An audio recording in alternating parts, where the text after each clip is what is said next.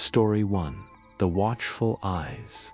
One evening, Sarah, a young woman who had just moved into a new apartment, was lying in bed, trying to drift off to sleep. The house was unusually quiet, save for the soft hum of the air conditioning.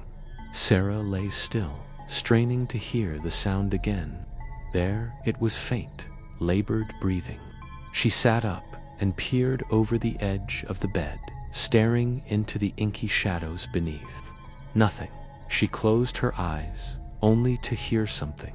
A faint, almost inaudible sound, like something scraping the floorboards beneath her bed. It was so close that she could feel it brush against the back of her neck. He was eager to start fresh and get some rest after the long day of moving. Whispers, low murmuring voices, coming from beneath the floorboards. He strained to hear, thinking it might be from the apartment below, but it sounded too close. The apartment was charming, though a little worn out, but then the whispers seemed to intensify, growing louder. They weren't just random murmurs anymore. They were calling his name. James, James, James. He was excited to finally sleep in his new space.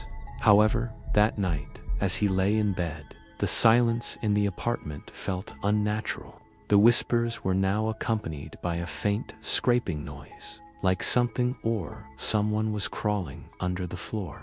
His breath caught in his throat. He tried to turn on his bedside lamp, but the bulb flickered and died. As the flashlight beam caught it, the thing's face appeared, pale and hollow-eyed. It grinned at him. "I'm right here, James. I've always been here." It was odd, more twisted than usual. It looked like her, but the expression on her face was wrong. But the mirror was empty. There was no reflection of her, only the shadows beneath the bed. Her reflection wasn't in the mirror, was under the bed, grinning at her. The reflection stopped at the edge of the bed, its hands reaching for her. "I've been waiting to take your place." The reflection's eyes glowed red in the dark. As it began to crawl out from beneath the bed, its twisted features slowly coming into focus. The reflection pulled itself closer, its eyes burning with malice as it crawled over the edge of the bed, inches from her face.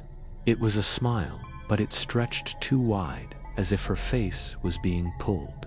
Her reflection seemed to move as she moved. It was too still. Then, faintly, he heard something. But then, in the far corner of the bed, she saw them. Two pale, bloodshot eyes staring up at her from the darkness. The eyes blinked slowly, and Sarah's blood turned cold. Her heart pounded, and she slowly turned her head towards the bed. She grabbed her phone, its faint light cutting through the darkness, and shined it under the bed. She didn't know why, but something about it unsettled her. Perhaps it was the way the shadows danced under there, or the thought of something lurking, waiting to grab her in the dark. She'd gotten used to the fear until one night. At first, she dismissed it, thinking it was just the house settling. But then, she heard it again. A cold breeze stirred the air near her feet, causing the hairs on her arms to stand up. Her breath quickened, and she glanced down at the space beneath her bed, her unease rising. She tried to ignore it, convincing herself it was just the house settling. But then, the shadows under the bed seemed to shift. This time, it sounded like breathing. Her heart skipped a beat. Confused, she lay back down, attempting to shake off the feeling, but then she heard it again, a slow, steady breath. For a moment, there was nothing, just the dust and shadows of her bedroom floor. Frozen, unable to scream or move, she watched as the eyes inched closer, crawling up from the darkness, one hand gripping the edge of the bed. The eyes grew larger, and a twisted smile stretched across the face of the thing beneath her bed.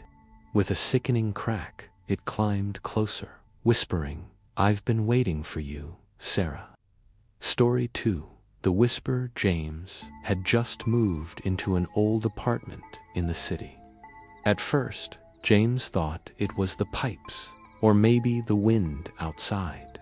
But as he lay there, the sound grew clearer. Trying to convince himself it was nothing, he pulled the covers over his head and tried to ignore it. His heart raced. He shot up in bed, his eyes darting around the room. A sharp noise came from beneath his bed. He hesitated, then grabbed his phone and shined the flashlight toward the floor. To his horror, he saw something or someone crawling under the bed, its body twisted and contorted in unnatural angles. Suddenly, it stopped crawling and whispered again, its voice now deep and growling, frozen in terror. James could only watch as the figure slowly slithered out from under the bed, its fingers stretching toward him, its grin widening. Story 3. The Reflection. Lily had always been afraid of the space under her bed. It was late, and Lily lay wide awake in bed, staring at the ceiling, the room unnaturally still. Lily swallowed hard, trying to stay calm. She turned her gaze away, but out of the corner of her eye, she noticed something strange, her reflection in the darkened window. Heart pounding, she slowly turned toward the mirror across the room to see if the reflection matched. Lily's breath caught in her throat as she realized the truth. "You shouldn't have looked," it whispered, the voice identical to her own. But it sounded hollow, lifeless. Lily couldn't move.